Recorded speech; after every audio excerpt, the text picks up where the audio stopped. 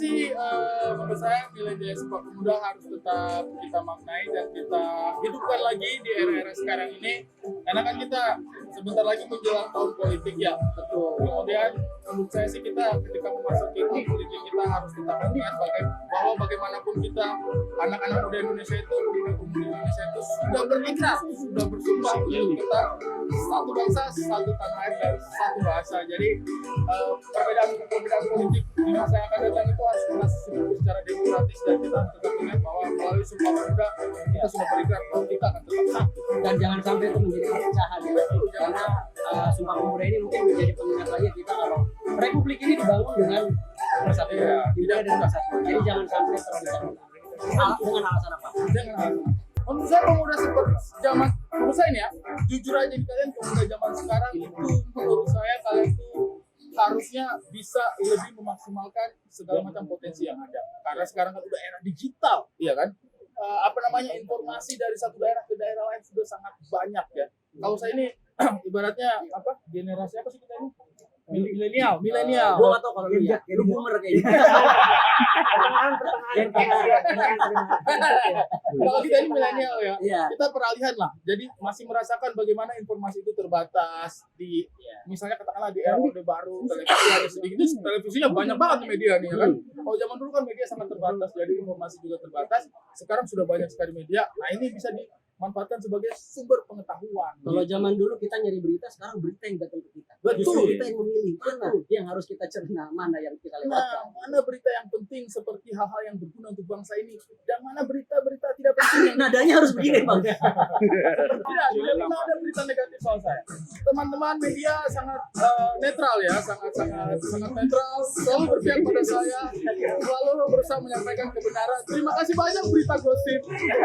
Terima kasih banyak teman-teman media gosip yang sudah memberitakan hal baik tentang saya. Nah, perasaan nggak pernah dicetak, media online nggak pernah ada berita ini. Nah, ada pakai berita lujum. Jangan memberi berita baru. Dan itu sama mereka. Ternyata Ari Kriting tidak pakai ilmu hitam, pakai ilmu nujum. Tahu nggak ilmu nujum? Apa nih? Ya kalau menurut saya sih, saya setelah bertahun-tahun kalian menulis berita-berita, membuat berita-berita itu kayak, ya udahlah. Selama itu bisa membawa sebenarnya tidak membawa apa-apa sih teman-teman. Kenapa sih kalian harus mengejar berita itu? Risih nggak?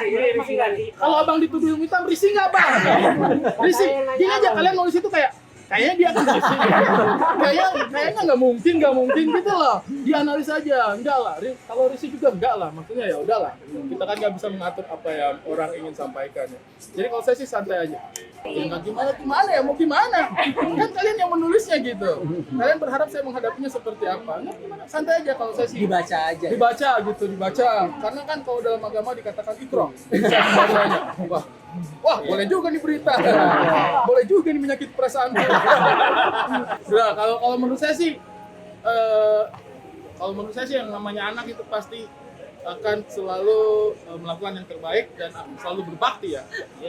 Kalau saya sih tidak pernah merasa dizolimi ya, tidak pernah merasa teraniaya. Itu adalah hal yang wajar, sangat wajar gitu.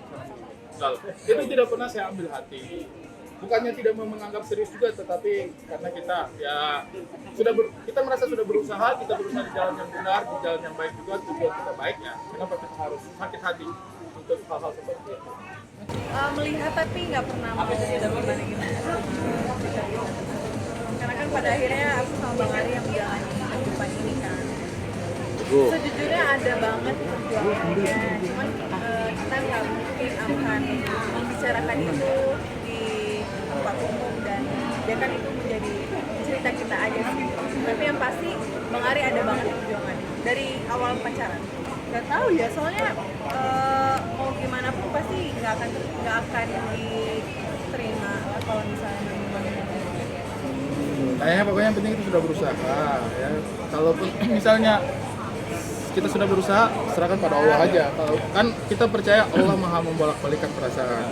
Kalaupun misalnya pada akhirnya perasaannya dibalikan untuk bisa menerima tujuan baik kita, ya alhamdulillahirabbil alamin. Udah sampai pada tahap itu aja. Kalau kita nggak hitung-hitung yang kayak begitu, itu bukan perjuangan, itu kewajiban. Jadi ya udahlah, maksudnya kita diberi rezeki sama Allah, ya itu kewajiban anak, bukan bagian dari perjuangan. Gak ada, itu mah ketawa aja kalau kayak gitu. Kalau misalnya ada yang kayak gitu pasti kita ketawa aja sih. Enggak. Tahu nggak yang menanggapi ini serius? Teman-teman semua. Ini udah berapa tahun teman-teman, pas ini aja yang kalian kejar, sumpah loh. Ya, enggak. Bisa aja.